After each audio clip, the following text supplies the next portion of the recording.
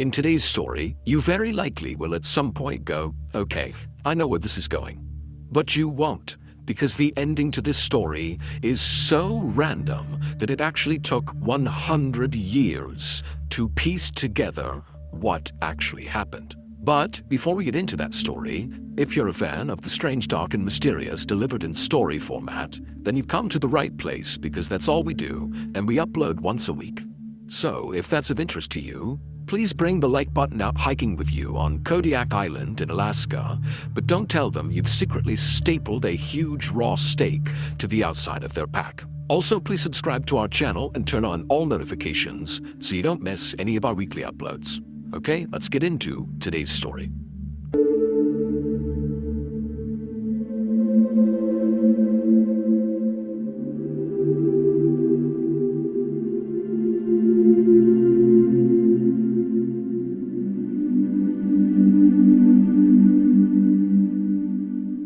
On the night of January 31st, 1910, an American couple living in London, named Belle and Dr. Harvey Crippen, were hosting a small dinner party for two of their friends. The group had just finished their food, and they were now in the middle of a game called Whist, which is a card game, when suddenly Belle put her cards down, and she stood up to tell a story. And Dr. Crippen saw his wife doing this and kind of knew what was going to happen, and he kind of gestured for her to not tell the story and please sit down and play this game. But she just kind of waved at him dismissively, like, please, leave me alone, I'm going to do what I want to do. Dr. Crippen sighed and just kind of sat back and let this happen. Anywhere they went, he knew his wife had to be the center of attention, and there was just nothing he could do. Dr. Crippen was a pretty passive guy who kind of got walked all over, especially by his wife. He was kind of little, he had big bulging eyes and huge glasses he wore.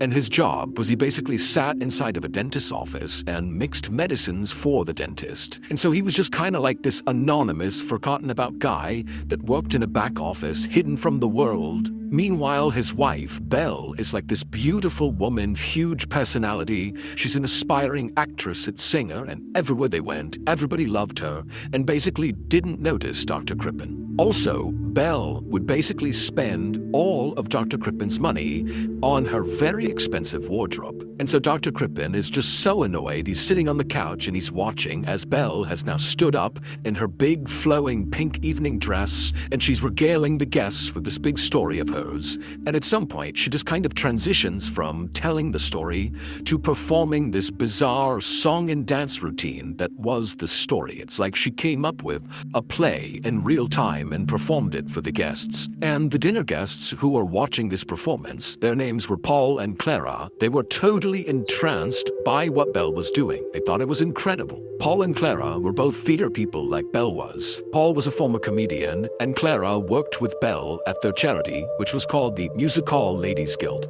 And so Dr. Crippen just kind of scowled as the two dinner guests applauded really loudly for Belle's big performance. And Belle, she smiled and kind of giggled and then sat down and said, thank you so much.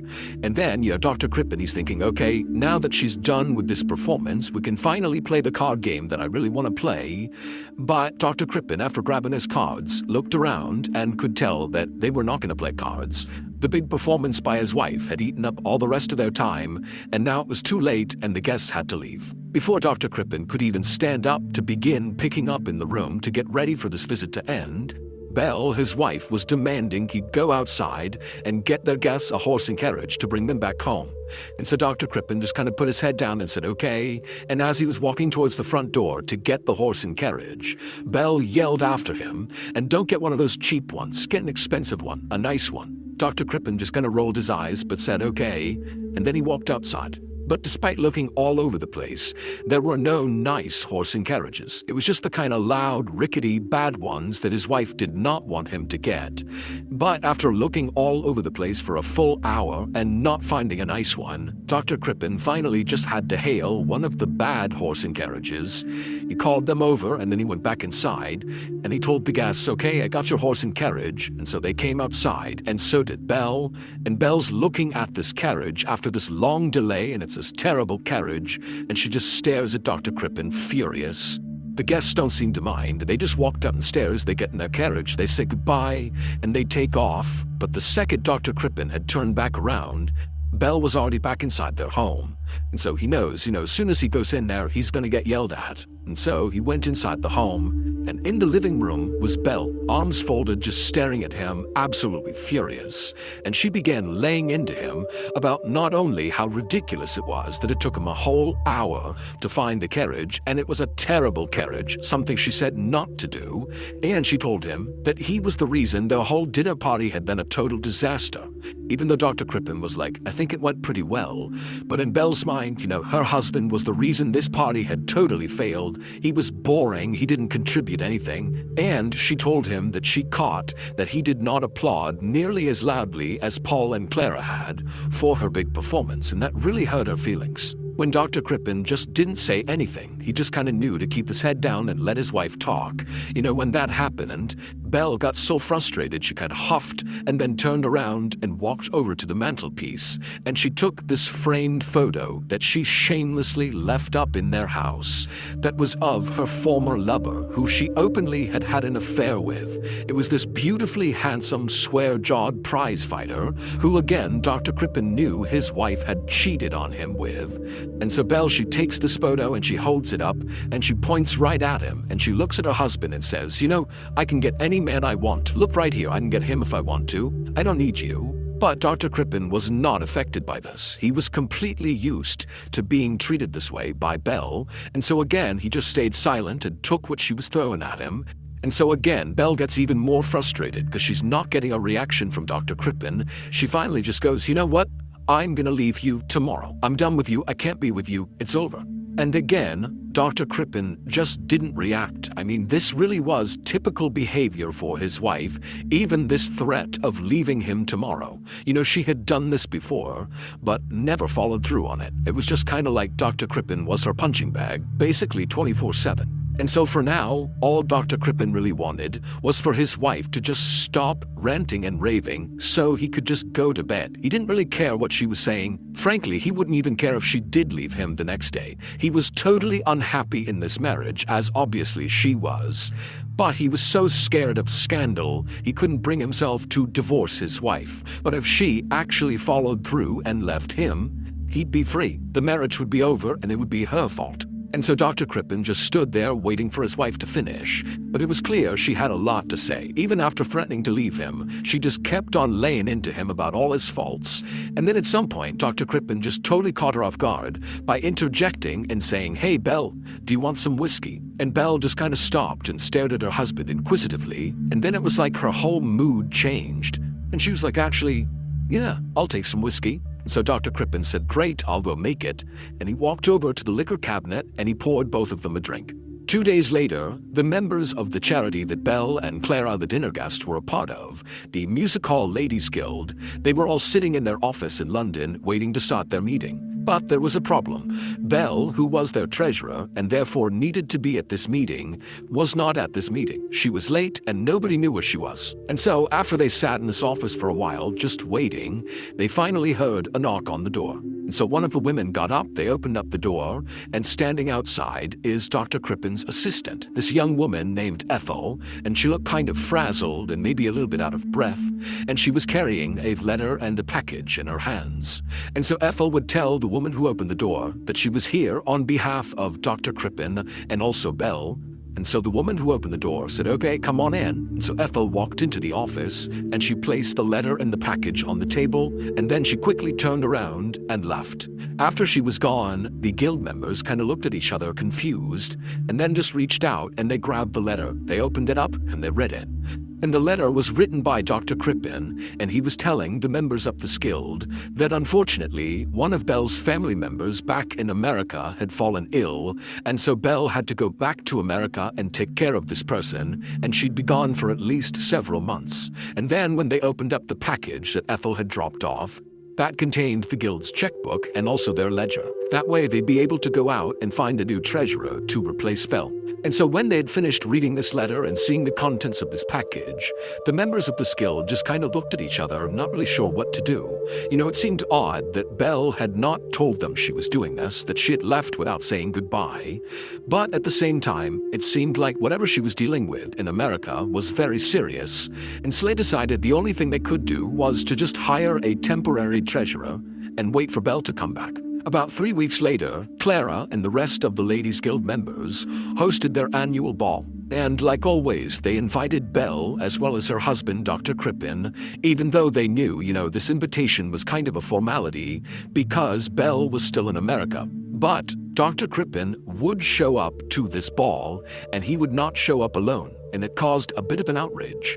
On Dr. Crippen's arm was very obviously his date, Ethel, his assistant, the young woman who had dropped off that letter in the package to the members of the guild about Belle's sudden departure. Clara stared incredulously at Dr. Crippen and Ethel as they kind of swayed around the room dancing. Clara just could not understand what was going through Dr. Crippen's head. How could he possibly think it was appropriate to so openly cheat on his wife around all of his wife's friends and in such a public place? It just seemed unfathomable that anybody would do what Dr. Crippen was doing. And so that night, Clara and the other members of the Ladies' Guild, they got together and they decided that, because of Dr. Crippen's obvious infidelity, they could not invite him to be a part of anything to do with the Ladies' Guild, at least not until they talked to Belle again when she got back. But Belle didn't come back, and she never wrote to any of the members of the guild or any of her friends. She just disappeared. And on March 20th, 1910, so roughly 2 months after Belle supposedly fled to America, Dr. Crippen came out and said he had just gotten some terrible news. It would turn out his wife, Belle, had fallen ill while in America, and she had died. When Clara and the rest of the Ladies' Guild members heard about this, their disgust at Dr. Crippen's cheating quickly turned into suspicion that maybe he had something to do with Belle's early demise.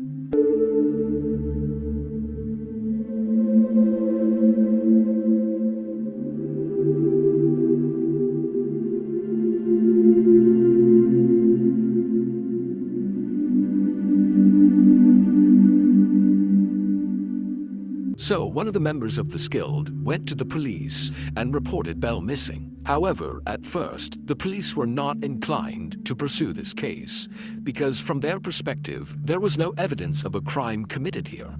All they knew was this woman, Belle, had died in America, supposedly from natural causes, and so the only thing that was contrary to that were Belle's friends who basically were saying, well, maybe she was murdered by her husband because her husband was cheating on her. And the police were like, that doesn't line up. Just because he was cheating on her does not mean he killed her.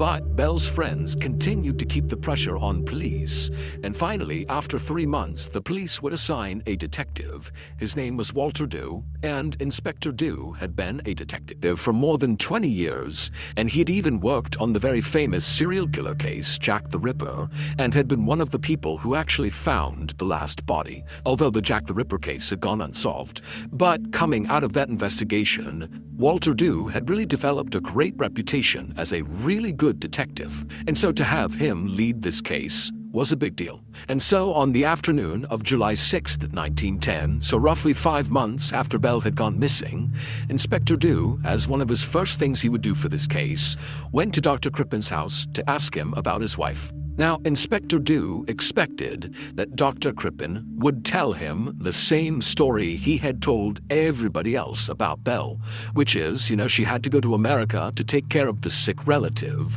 and while she was over there, unfortunately, Belle passed away. But what Dr. Crippen ultimately told Inspector Dew was not that. Now, at first, Inspector Dew just asked Dr. Crippen a lot of basic questions about his wife, but Dr. Crippen seemed really awkward as he answered these questions. He actually almost seemed really embarrassed, and Inspector Dew clearly noticed this, but just kept on asking these routine questions and just allowed Dr. Crippen to act however he was going to act. But at some point, Dr. Crippen just stopped answering the questions altogether, and he paused for a minute with his head in his hands. And then he took up his glasses, he put them on the table, and then he looked up at Inspector Dew, and he said, I should just tell you the truth. Belle isn't dead. Dr. Crippen told the inspector that the day following that dinner party they hosted with Paul and Clara, that morning when Dr. Crippen woke up, his wife was gone, and all her things were gone too. She had packed up in the middle of the night and left without telling him where she was going. And so Dr. Crippen realized his wife had finally made good on the threat to leave him. Dr. Crippen said he lied about what happened to Belle because he was trying to avoid a scandal. He said that, while Belle was horrible to him personally and really mistreated him, she was really kind of amazing with everybody else, and everybody else loved her. And so Dr. Crippen really believed that lying about this would ultimately save her reputation and his own. So it was a win-win. And once Dr. Crippen was relatively sure Belle was not going to be coming back, that she really had left him for good, that was when he began openly dating Ethel, because he had actually been in love with his assistant Ethel for a long time, and he felt like now, with his wife out of the picture, he could finally love her out in the open, even though he admitted, nobody would actually understand the dynamic here, because everybody else thinks Belle is over in America, and here I am cheating on her. But, Dr. Crippen insisted to the inspector that this was the truth. He was not cheating on Belle. He didn't have anything to do with her disappearance. She left of her own accord, and here he was. And so after Dr. Crippen explained all this to the inspector, Dr. Crippen just put his face in his hands and just looked so ashamed and embarrassed, to the point where Inspector Dew really believed Dr. Crippen. I mean, this is a guy who has just poured his soul out about some of the most embarrassing things of his entire life, so he's got to be telling the truth. Also, Inspector Dew couldn't help but think to himself that Dr. Crippen was this little kind of passive-seeming guy who did not really seem capable of killing somebody else. But at the same time, Inspector Dew could definitely see a woman like Belle leaving Dr. Crippen the way that she did. Still, just to be thorough, Inspector Dew asked Dr. Crippen if he wouldn't mind allowing the inspector to search the property, because after all, this is a missing person case, and so we gotta check everything. Dr. Crippen said, absolutely, search my house, do whatever you gotta do, and Inspector Dew would do just that. He went all over the house, looked everywhere, and he would find nothing. So the inspector told Dr. Crippen that as of now he believed his story and that basically the case was closed, but Inspector Dew really needed to talk to Belle in order to officially close the case, because right now everybody thought she was dead, no one had heard from her, and so that was the one missing piece. And so Dr. Crippen said that was totally fine, and he and the inspector actually worked together to draft up this little advertisement that would go in newspapers in America that basically would say, hey Belle, if you see this, you need to contact police in London because we're looking for you. And so after the two men had come up with the language they wanted for this advertisement, Inspector Dew thanked Dr. Crippen, said he'd be in touch, and then he left. But 5 days later, when Inspector Dew went to follow up with Dr. Crippen, he discovered that Dr. Crippen and his new lover, Ethel, his assistant, were both gone, and nobody knew where they were.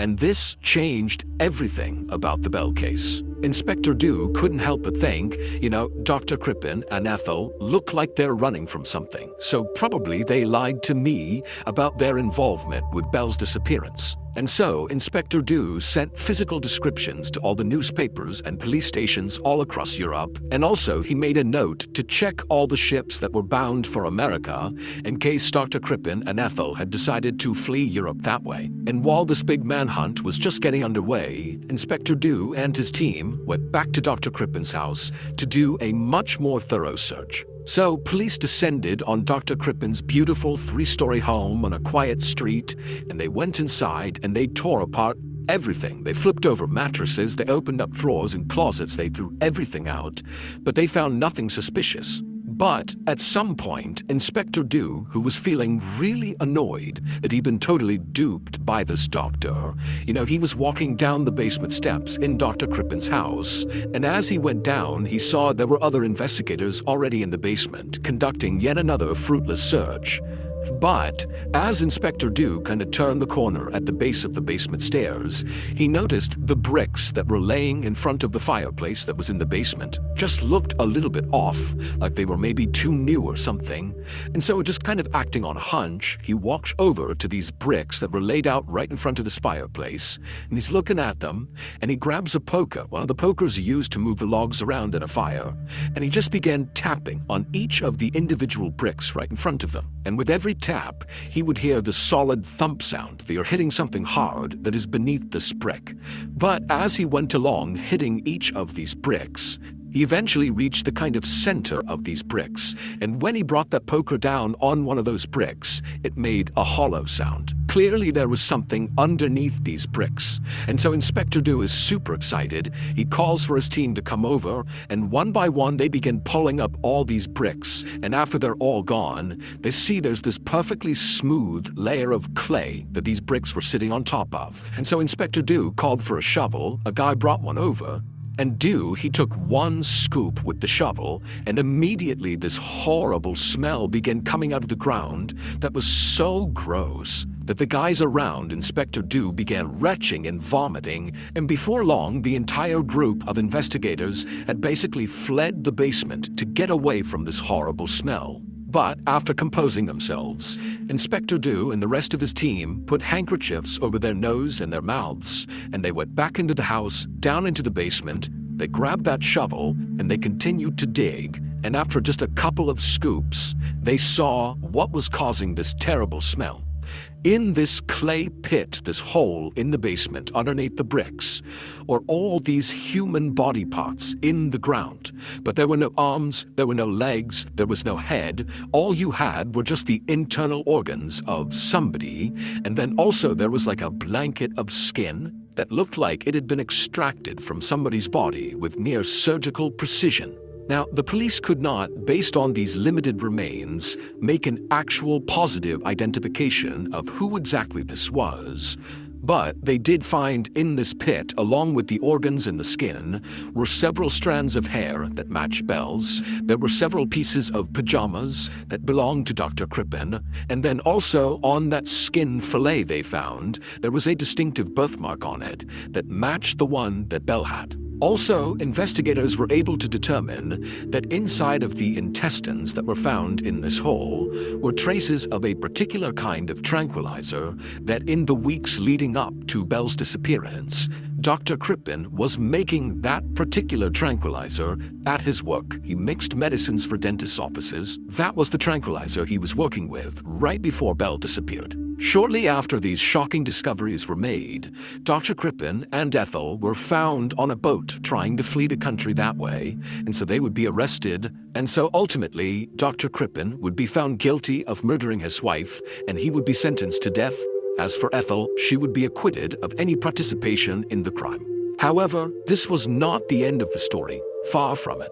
100 years later, in 2010, a forensic scientist from Michigan State University fished out a piece of tissue from the remains found in Dr. Crippen's basement that had been preserved inside of a London museum. Now, this murder case had been officially closed since 1910, but the bizarre details of this case had never really fully made sense to a lot of people. Like, they didn't understand how or why Dr. Crippen had successfully disposed of his wife's head, her arms, her legs, all her bones. Those are all gone. Nobody ever found those. But he decided to keep her organs and her skin buried in his basement under loose bricks. That doesn't make any sense. Also, if Dr. Crippen killed his wife by poisoning her, which is what is suggested from all that tranquilizer that was found in her intestines, that basically he overdosed her, then why did he dismember her afterwards? The reason killers often kill with poison is because it makes the victim's death look a bit more natural, whereas if you mutilate someone's body, then obviously someone did it and you're calling suspicion on yourself. And so, did Dr. Crippen poison his wife and then just throw that out the window and mutilated her body anyways? It just didn't make sense. So, this forensic scientist from Michigan State University decided he was finally going to get some answers to this case. And so what he did is he compared the DNA from the tissue he dug out to the DNA of one of Belle's grandnieces. And when he compared the two, he saw they didn't match, which meant the body that was found in Dr. Crippen's basement was not Belle's. But that wasn't even the weirdest part. It was determined, following this test by this forensic scientist, that the body in Dr. Crippen's basement wasn't even female, it was a male. But to this day, no one has ever been able to identify who that body was, and Belle was never found. All we know is an innocent man, Dr. Crippen, was put to death for something he didn't do. In February of 2000, a police officer in a small Missouri town stepped into an apartment where a man had just taken his own life. Now, this police officer felt bad for the guy, But at the same time, when he walked inside the apartment, he fully expected this to be a pretty straightforward and easy case. Man commits suicide, the end. However, after walking over to the body, the officer spotted something odd laying on the ground near the dead man's head. It was a book, and it was open to a page with writing on it. So the officer knelt down and read what was on the page, and it sent shivers down his spine. Clearly, this writing was meant to be found. But before the officer could flag this to anyone at the scene, another discovery was made. A videotape was found in the dead man's trash can, and when the police watched that video, they were not prepared for what they saw.